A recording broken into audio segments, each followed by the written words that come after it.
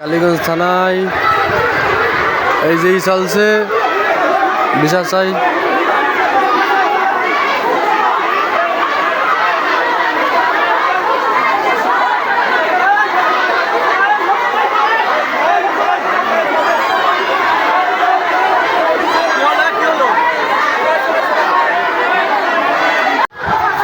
গত 3 তারিখ আনুমানিক রাত 3টার দিকে মোহাম্মদ তালেব রহমানকে তার নিজ বাসা থেকে ডেকে, তার শ্বশুরবাড়ি থেকে ডেকে সেলিম রুবেল, মূল পরিকল্পনাকারী সেলিম, এই বিভিন্ন সময় ধরে আমাদের গ্রামে মাদক ব্যবসা চালায়। এই সেলিম ওই ছেলেকে ইয়াবা খাওয়াই এই তালেবকে হত্যা করেছে। এখন আমরা যেদিন লাশ আনে আনুমানিক ভোরের 7টা কি 6টার দিকে আমরা কিছু তার ভাইকে ডাকি যে হত্যাকারী যে হত্যা হয়েছে তাহলে তার ভাইকে ডেকে নাই ওসি সাহেব ডেকে নিয়ে তার হাতে সই নাই, আইডি কার্ড নাই।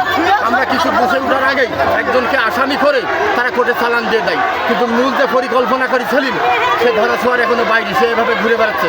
আমরা চাই সেলিমকে অবিলম্বে গ্রেপ্তার করা হোক, তার বিচার করা হোক, মূল যে আসামি তাকে ধরা হোক। কালকে আমরা এসপি সাহেবের কাছে গেছি, এসপি সাহেব বলেছে স্যার আমাদের কোনো আলোচনা কোনো দাম যাচ্ছে না, স্যার যখন আসছিলাম আমাদের কোনো মূল্যায়ন করছে ওসি সাহেব আমাদের গ্রামের লোক পাঠায় গেছে যে মিথ্যা মামলা, এটা তাদের মানুষ আসানোর চেষ্টা করছে। ওসি সাহেব এই জায়গাতে পুলিশ বাধা দিয়েছে। এসপি সাহেবের মতন লোক এত সুন্দর লোক, এত ভদ্র লোক মনে করেন যে আমাকে বলে দিয়েছে, তারপর আমরা গিয়ে তার কাছে বিচার পাচ্ছি না, কোনো দাম দিচ্ছে না, দামই দেয় না। আমাদের থানা থেকে তারা টাকা মাসে ওরা পায় সেলিমের কাছ থেকে।